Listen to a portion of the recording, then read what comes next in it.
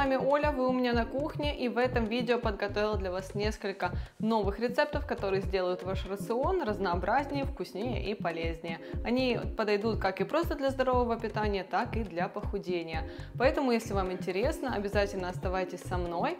Но перед тем, как мы начнем, напоминаю подписаться на мой канал, если ви до сих пор ще этого не зробили.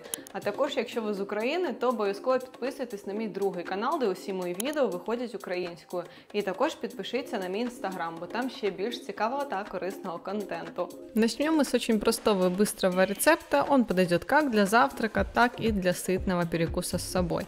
Возьмем одно яйцо, слегка перемешаем его вилочкой и отправляем на разогретую сковородку. Я ее слегка смазала растопленным маслом. Готовим как омлетик, а если хотите приготовить яйцо еще быстрее, можно это сделать в виде скрэмбла. Также нам понадобится круглый лист лаваша или тортилья, смазываем ее 1 столовой ложкой майонеза, я чуть позже поделюсь с вами вкусным простым рецептом домашнего майонеза. Далее кладем сверху лист салата и наш омлетик, его складываем, чтобы было удобнее. Далее мне понадобится тунец, у меня консервированный в собственном соку, беру примерно 40 грамм на порцию и выкладываю сверху омлетика. Также добавим немного овощей, у меня это будет огурец, чтобы было красивее и удобнее, нарезаю его тонкими слайсами. Выкладываю огурчик сверху, вы можете добавить любые другие овощи на свой вкус и вообще поэкспериментировать с начинкой. Заворачиваем в тугой рулетик, и на этом наше блюдо готово. Отличный сытный вкусный завтрак, либо же перекус с собой.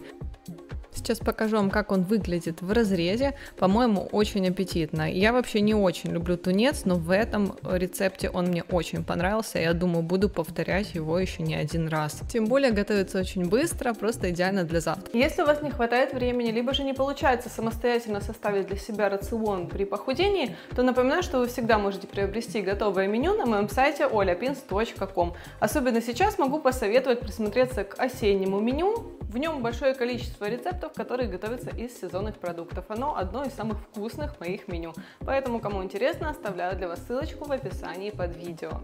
Для следующего рецепта я заранее замочила 150 грамм пшена и 350 грамм красной чечевицы. Оставила их в воде на ночь. Теперь необходимо воду слить и хорошенько промыть их водой, чтобы были чистые.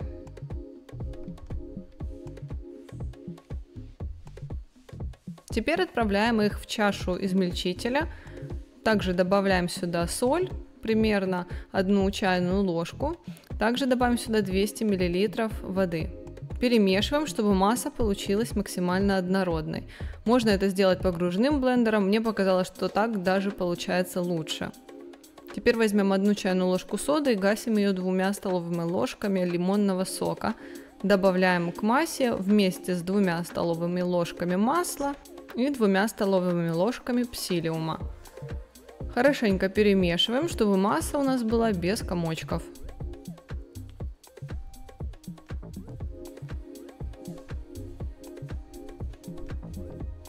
Вот такой консистенции она у нас должна получиться. Форму для выпекания я застелила пергаментом и теперь отправляем в нее нашу массу.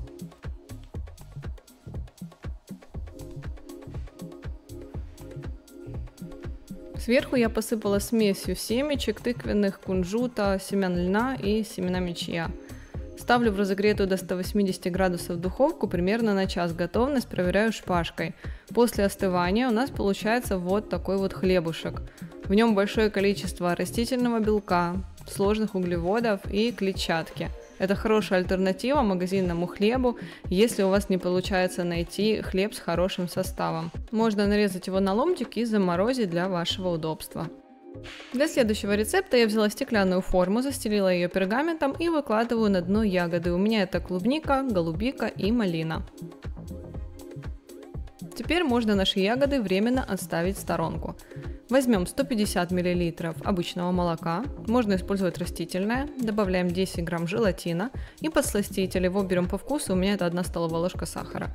Разогреваем массу, но не кипятим ее, нам надо просто, чтобы молоко разогрелось и желатин растаял. Отдельно берем 180 грамм творога пастообразного, добавляем 10 грамм сухого молока и 10 грамм какао. Заливаем это все нашим разогретым молоком с желатином и теперь перебиваем блендером до однородности. Делаем это тщательно, чтобы масса была максимально однородной и немножко даже воздушной. Заливаем теперь наши ягоды получившейся массой. Сверху можно добавить еще немного начинки для красоты. Ставим в холодильник на несколько часов, либо же на ночь. Ну а теперь давайте посмотрим, что у нас получилось. Достаем из формы и теперь аккуратненько снимаем пергамент. Нарезаем на порционные кусочки. У нас получился очень вкусный, красивый и низкокалорийный десерт. В разрезе он выглядит невероятно красиво, поэтому всем советую попробовать его приготовить, тем более готовится он несложно. Мне очень понравился результат, я точно буду готовить его еще раз. Ну а для следующего рецепта нам понадобится овсянка. Мы сейчас будем готовить самый классический ппшный вариант. 4 столовые ложки, либо же 40 грамм, 1 столовую ложку семян чиа и 1 чайную ложку меда. В качестве подсластителя можно добавить любой другой на ваш вкус. Добавляю сюда 1 чайную ложку порошка матча и 100 мл обычного молока. Можно заменить его на растительное. 50 грамм греческого йогурта и перемешиваем все вместе. Отправляю в другую емкость, в которой будет красивее подавать это блюдо, и ставлю в холодильник на ночь. Ну а теперь масса застыла, остается украсить растопленным белым шоколадом. Я взяла 15 грамм белого шоколада без сахара. Ложкой распределяю равномерно и посыпаю измельченными фисташками. Ставлю в холодильник еще буквально минут на 5, чтобы глазурь застыла, и после чего можно наслаждаться этой вкуснятиной. Ленивая овсянка – это то блюдо, с которым можно бесконечно экспериментировать с начинкой. Есть очень много разных вариантов ее приготовления, поэтому я сейчас сразу же покажу вам еще один вкусный способ. Готовим сначала также, берем 40 грамм овсянки, 1 столовую ложку семян чиа, 1 чайную ложку меда и добавляем 1 чайную ложку арахисовой пасты в этот раз.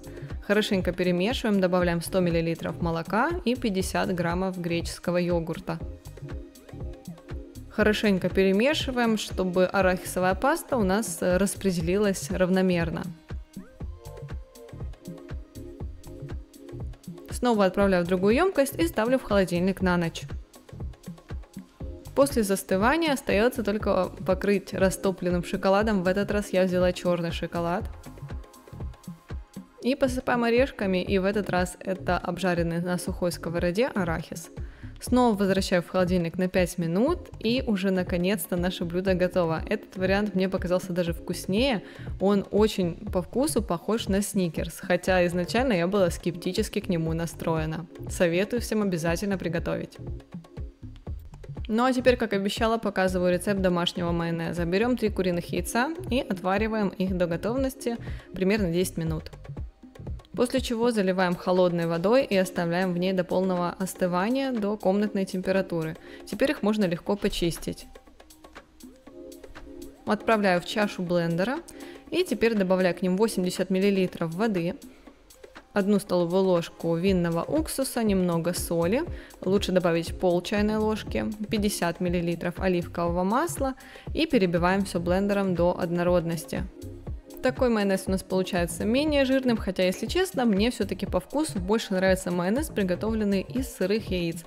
Но если вы боитесь из них готовить майонез, то можно попробовать такой вариант, он очень похож по вкусу.